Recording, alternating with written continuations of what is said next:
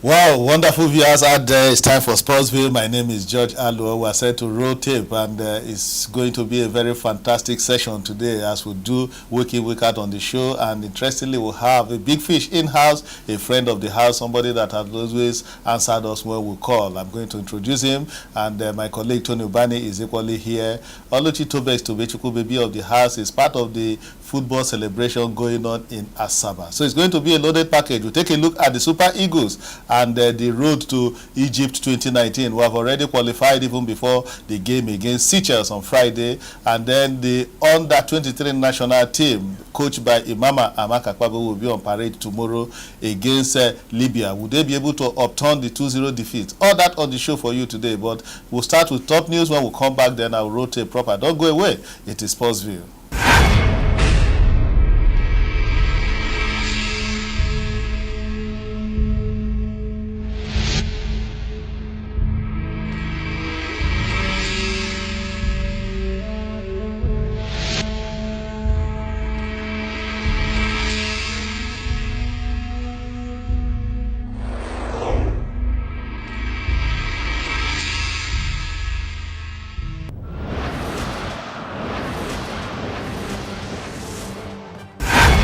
All right, welcome back. If you've just joined us, you've not really missed much. We are now going to fire on all cylinders proper. Let me start by introducing my colleague, Tony. Welcome, Ubani, to the show. Tony, welcome to Sportsville. Thank you so much, George, and indeed to our viewers, I say a very big thank you because there are so many things happen at the weekend, and of course, so many things are expected to happen tomorrow and next tomorrow.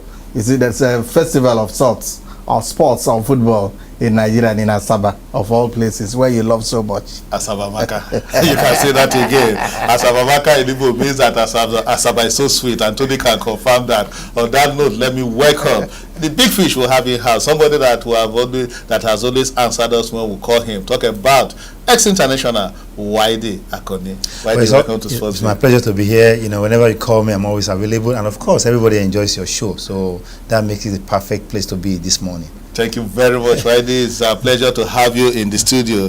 Tony, let's start with top news. Let's fire on all cylinders. Top 11 Nigerian athletes have been captured in the latest IOC scholarship scheme ahead of Olympics 2020. Tony, I think this is a good one. Aruna Country is going to benefit from this one, and Oluwa Tobilola Amusan is equally going to benefit. Good one for Nigeria. Dekoroye Odunayo is there. Blessing Oborodu, Nathan and Glory, and Oluwa Tobi. I hope this will help them not to burn out ahead of 2020 Olympics. Yeah, it's not just about burning, it's about the grants. It has always been like that. The Nigeria Olympic Committee has always been supporting Nigerian athletes, especially elite athletes, athletes that have hope, athletes that have potentials of winning medals for Nigeria. And of course, when you talk about the grants, we're talking about money. And we're not talking about Naira, we're talking about big currency. That helps them, you know their type of things that they take, the type of, at least it settles their bills. I think we'll say very big kudos to Nigeria Olympic Committee, especially the Secretary General of Nigeria Olympic Committee, talking about Banji Oladakbo. George, I don't know the last time you've been to the Nigeria Olympic Committee Secretariat. As in, the man has practically changed everything, including the buildings, the paintings, the seats. You need to go to my former office and see, as in, there is power in some people. Some people are talented in doing so many things. And okay, Bajo Ladapo, we'll say kudos to you there, and you continue in that state so that by Tokyo 2020, we'll be talking about Nigeria winning medals. Away from the Olympics, let's tell you that former Scrabble world number 9 and founder of MGI, Lukman Owolabi, says his desire is to create a well-organized competition capable of matching Nigeria's high reputation as the best Scrabble playing nation in the world, and he has given birth to Scrabble League in the country. We say kudos to Owolabi. The Mind Games Scrabble Premier League was held in Lagos with 12 teams competing over 55 games. Owolabi has been actually doing a lot to promote the game of Scrabble in Nigeria with his MGI initiative. I think this is a good one that is coming from Lukman Owolabi. Tony, with little or no support, Scrabble is beginning to wax strong in our country. Yeah, I think, like you said, we give kudos to Owolabi. He has done so well. Now we talk about clubs, we talk about, Phoenix clubs, and the players are there. Nigerians are talented in almost everything. There is a young boy in Nigeria, in the US, who is called Checkmate, in chess, as in the world I could not believe it when I watched it on Fox News and other things. I think, Scrabble has already written his name in gold, and of course, we say kudos to him, and of course, the ministry should equally extend the hand of fellowship to a man who is working so hard like this. Exactly, because the next leg of the MSPL competition will be holding from May 18, actually May 18 in Abuja, and the total prize money of 3 million naira will be on offer. Let's hear Lukman speak to us on the agenda he has for Nigeria Scrabble. I believe Nigeria has abundance of talent, in anything actually. So we just want to use this as a platform to actually, get a lot of players, even young ones or new players, to get exposed to the game, and hopefully they can actually go, international playing the game. All right, welcome back. That was Owolabi speaking on what he's doing in Scrabble. We say kudos to him there from Scrabble. Now, let's tell you that the organizers of the 7th edition of the Okpekpe International 10-kilometer road race has revealed that the race will hold on May 25. This is a good one because the government of Edo State is still keeping faith with Okpekpe. Registration for the event has officially been declared open as we speak. The date has also been sanctioned by IAF, so everything is set for the Okpekpe Road Marathon. And the last time that Okpekpe Road Race took place, it was equally dominated by Kenyans and Ethiopians like they did in the Lagos City Marathon. George, that is a race, and it's their race, It's not our race. No, it's a race. So many people also, look at it, somehow beef on them, coming to collect $50,000, 30, 20, and all that. But I think it's impacting on the society. It's impacting on Okpekpe itself. I remember the very first time we went to Okpekpe, yes. And you can't compare the environment to what Okpekpe used to be and what it is now. And indeed, yes. George, I think that in almost everything, Nigeria, it has also equally placed Nigeria on the international map. Okpekpe of all places, it's a form of development for us, and indeed, I think that Nigerians are equally catching up once it comes to mountain race like that. Remember the last time you couldn't you couldn't go up to I went to the mountain. Okay, you went to the mountain. Okay, if we couldn't go to the Okpekpe Road Mountain, at least there is a race here in Lagos that everybody can be part of, and that is still talking about marathon race. That is a Okota Hit Marathon. This one is being put together by the World-Based Assembly, a church that is based here in Lagos, and Bishop Humphrey Erumaka, who is the brain behind it, said he wants everybody to keep fit, and that is why World-Based Assembly is organizing the annual Okota Hit Marathon. Winner this year will collect 100,000 naira, and then the female winner will collect 50,000 naira. And that race will be coming up April 6 by 6 a.m. and the takeoff point will be at the Agor roundabout here in Okota. World-Based Assembly will say kudos to you. This is the 3rd year that you are keeping faith with this marathon. So, Tony, those who can go to Benin can run the Okota Marathon, courtesy of World-Based Assembly. George, it's a very good thing. I love, the fever that is catching, almost fire, almost everywhere. Everybody is getting involved in marathon. That's the best way to keep fit. That's the best way to live. As it is, there is no other way you can live, without sports, without exercising, without marathon. And I'm happy, that this assembly, World-Based Assembly has come into this, and perhaps it will catch up with other churches, because of the number of participants, worshippers that are in those places. We do not just only need to pray, we also need to exercise ourselves so that, there will be, like they say, there will be life in body, and then the soul equally will function very well. Okay, Bishop Humphrey Rumaka will say kudos to you and the World-Based Assembly for putting that together. Away from marathon, let's tell you that the head coach of Nigeria, the 23 team, talk about the dream team. Imama Amakakpa will say that it is not all over for the dream team. They lost 2-0 to Libya in the first leg, and tomorrow they will be up against the Libyans in the return leg at the Stephen Keshi Stadium in Asaba. Let me now come to our guest, Waidi. This is your field, yes. Football. Do you think the dream team will survive the return leg? I believe they will survive it, but it's going to be very tough. Losing 2-0 in Libya. The North Africans, they have their style that whenever they play away from their home, they always delay. And then these guys, they are leading now. They want to pack the balls, make sure the referee doesn't get into their box, like giving them penalties or kind of. So for me, the boys have to be ready. It will not be an easy game for them. and then they just have to go out there tomorrow and just do Nigeria proud. I mean, 2-0 is not that much. It's still a redeemable situation. Of course it is. They can redeem that. They can. I mean, if they go out there and of course do the right thing. Okay, and one man that believes that it's still redeemable is the coach himself, Imama. He spoke to us exclusively when they returned from Libya. That was 3 a.m. Very early in the morning, and we were there to get this exclusive interview. We'll be back after it. Enjoy it. I'm not one to make excuses for failure. We have failed this time, and it's in front of us for us to be able to correct whatever it is in front of us. Okay, we've been able to put ourselves together as a team. We made some technical mistakes. Defensively, we conceded 2 goals. We played under very, very harsh conditions. The wind was tough, the pitch was bad, and we couldn't hold our own, and we lost 2-0. And we have the opportunity for us to be able to correct whatever it is that we did wrong there. And thank God we have our team together. We'll be able to strengthen it the way we want. And come one day, hopefully we'll be able to get the desired result that we want.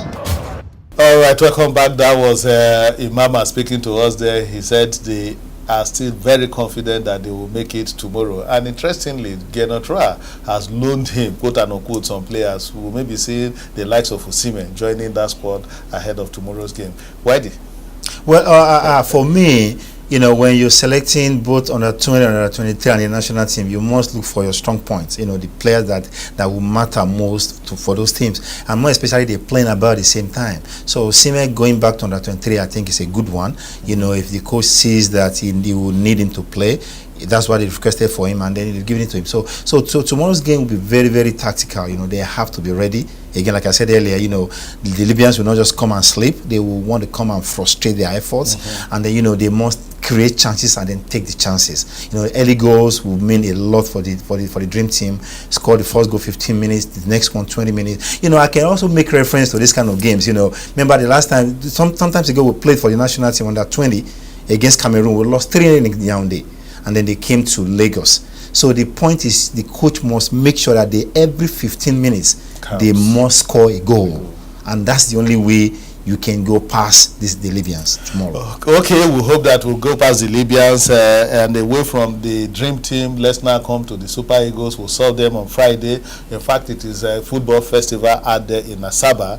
Friday, we saw the Super Eagles play against Seychelles in that dead rubber. Tomorrow, the dream team will be up against Libya. And on Tuesday, it will be international friendly between Nigeria and Egypt. But we've seen one of the games. Tony, the Super Eagles that you saw in Asaba on Friday, was it inspiring? It was uninspiring, George, I must confess. It wasn't. They won by 3 goals to 1. It was uninspiring. It wasn't just about goals. We were not looking for goals. George, we were looking for we were looking for a team. We were looking for a team. Okay, because we know that we are preparing for the Nations Cup. Exactly. And this is the only window, FIFA window, where we can get players to play together. And of course, it's a reason that Gernot Rohr gave, for bringing all the foreign-based players. And we expected a team that will play better than what we saw. And George, for the fact that even Seychelles got a goal against Nigeria, and of course the howler by Ozo, our goalkeeper.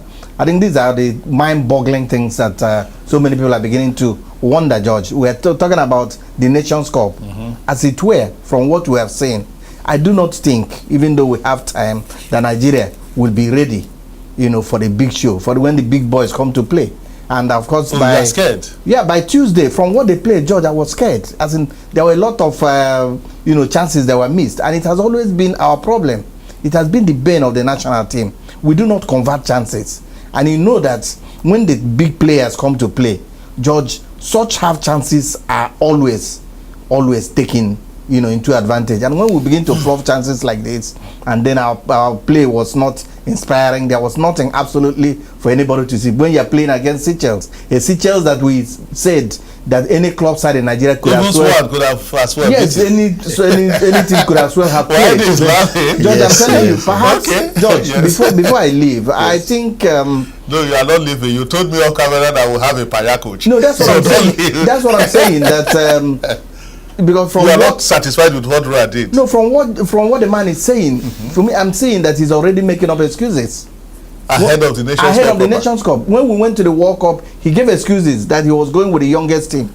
George, in things like this, there are no excuses. Now we don't have the coaches in the team. We don't have the coaches in the team. So look at the reasons. You know that this man is already afraid. He's saying that the FIFA ranking, you know, that they are playing at home. We don't have Nigerians who are playing at the Champions League. Yes. Is that an indication of fear? True? Okay, let me ask, why are they not true? Well, where are the Cardinals in the team? Well, I'll be honest with you, it is true, but at the same time, you know, a coach must take risk. That's my problem with the coach we have. You know, you cannot be, I mean, or you want to win all the time. Yes. Just like Tony said, we want to see good football. Yeah. And if you don't bring in young players that you say you have to play this kind of games against Seychelles, which other games will they play? So I expected him to actually throw in these boys on Friday's game. Let's see them play. Let's see how they can, you know, how they can fare. And then of course after that they can then make up your mind whether you want them to come for the big show or not. But if you've not seen them play, you know, you have a team that everybody knows who they are. And then for me, whenever they play, they don't play well against smaller teams.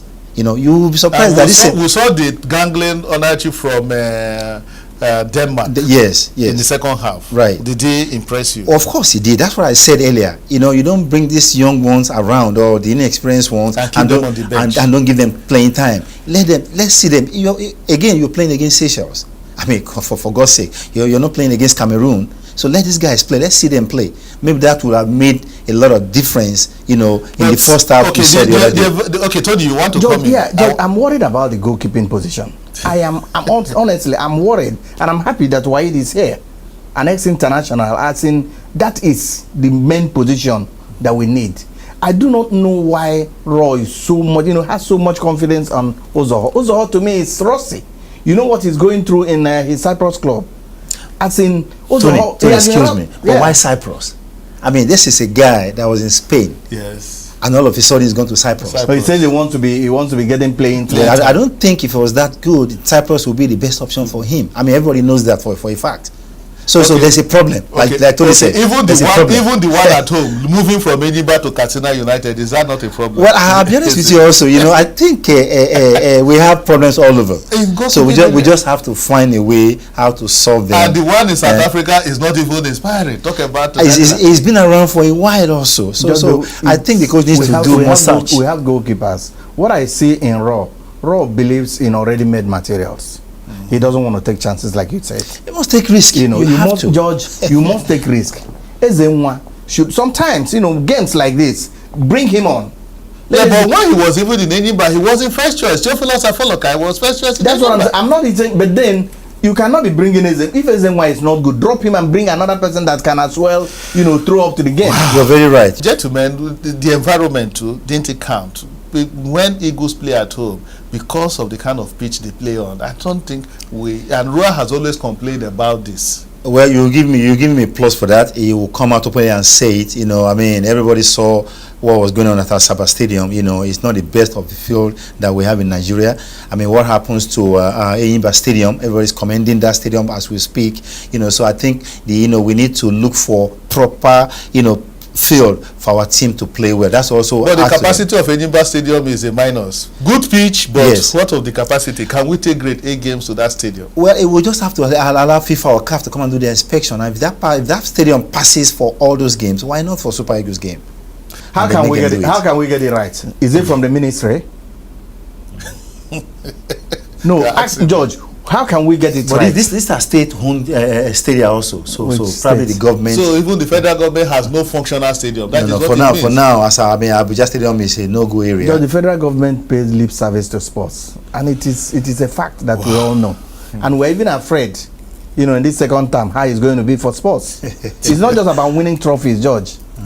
There is no development, and when you talk about development, you talk about infrastructure. We don't have a state there. Some of these countries, and you're going to compete with Egypt, you're going to compete with Morocco, Tunisia, you're going to compete with South Africa, and all these countries. Just these are very little things that we see in their primary schools. We do not have in Nigeria, and it's a shame. And it's also one of the excuses that Rohr is presenting. Exactly. You people don't have a stadium, so don't expect any good thing from me. Wow. Panya coach, if you ask me. anyway, Tony has said it all, but all the same, Rohr has his points. He said that Nigeria should be humble ahead of the Nations Cup in Egypt. I will caught up with him at the MFM, the match between MFM and Bendel Insurance at the Agege soccer table. He spoke to Sportsville. Let's hear him speak. Stay humble, please, because when you see our players, which one is playing in a big team, which one is playing Champions League. I saw the games Tuesday, Wednesday, this week, last week. I don't see anybody. We don't have anymore the big players you had before. Where is Okocha? Where is Kanu? Where is the other one? Enyama? We don't have. We have young players, have a good team, a good spirit, but we don't have the stars which you had before. I hope that will come back at the time. We have fortunately Iwobi playing European League with, but did not play the last game again, was on the bench. Young players which have future, but our strength is a team. So I hope that with our strengths we can go far in the AFCON. All right, that was Gernot Rohr talking to us there ahead of the match. That was even before the match against Seychelles. Do you agree with him, Waidi? But somehow you will have to agree with him because, we don't have, those kind of players he mentioned now. But, I mean, that now goes back to those players individually that we have now. They have to raise their game up. You cannot have a Nigerian national team without players playing in Champions League, without players playing in grade A teams all over Europe. Those days we used to have them, but now we don't. So somehow it has a point. The players must go back, look at themselves, and they try to raise their game up. One thing that has developed in this team is team spirit. This team has respect for each other. They have their bonding, behaving very well. You don't have misbehaviors left and right. But apart from that, we need to have players playing grade A teams and grade A leagues all over the world. No, but sorry, must we continue to be to continue to cry about yesterday? For how long are we going to be crying over JJ Okocha, who has moved on, Carlos, Waidi, who has moved on? George, there is no country that depends on the last. Argentina, they are not talking about Maradona. They are looking forward. They produce the Messi. Yes. I think it behoves on Rohr and of course the technical people to also do some things on their own. That is why they are coaches and that is why they are being paid so much money, George. You cannot continue every day. You tell me JJ Okocha is not here. Those people that have played their part. Look, George is a theater. You must come and play your role, and then you move on. Then you produce other artists that will come and play. Tony told me off camera that if they pay him what they pay Rohr, that he'll go to his village and do. What are you talking about? What are you talking about now? That's on the lighter mood. We'll take a break. We'll come back. We'll continue with the show.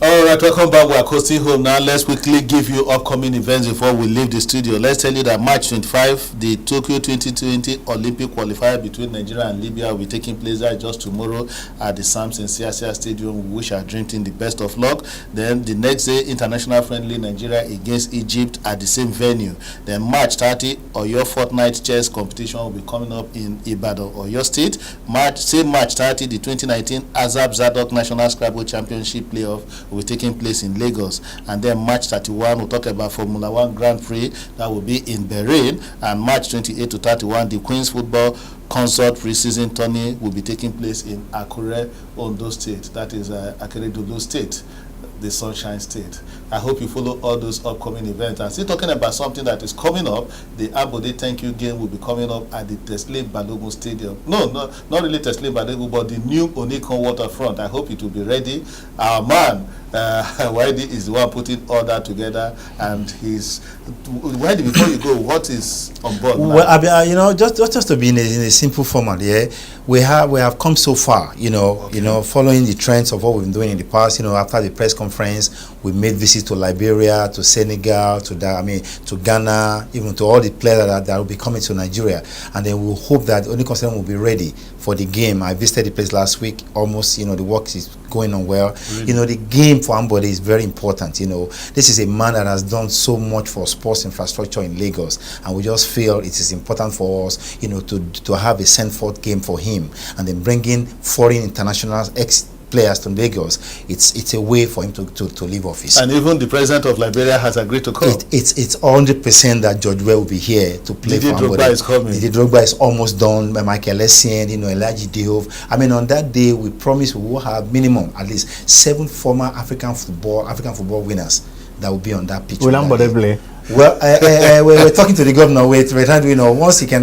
Well, you know, I believe governor will also be on the field. Because Tony will want to be on the field if Ambode is on the field. That's what he's asking. Yeah, it's not impossible, okay. You know. And some corporate bodies are equally backing it. Oh yeah. I mean, we've moved around. You know, this is a thing that we're doing together. You know, we call ourselves Match International. Just not just me. Yes. Samson Siasia, Augustine Eguavon, Mutiu Adikpoju, Joseph Yobo, and of course myself. You know, we've gone to so many places. A lot of corporate bodies have been part of it. You know, just yesterday we went to FIRS. You know, we've been to LRS, we've been to Slavabogu, we've been to almost everybody we've gone to. And even of course, Wakabe, Kobayashi Peters, they're also part of it. Before you leave, the enthusiasm, the way you people move, ex-internationals, right. When you are doing this, you attract a lot of sponsorship. Yeah, we do. Why don't you think about the national team? How do you support? Well, the thing is that, you know, you have to have the authority to also do things for whatever you want to partner do. The NFF. Exactly. If we partner the NFF, of course, we can bring in all these people on board. And that's not to say that NFF are not doing their best,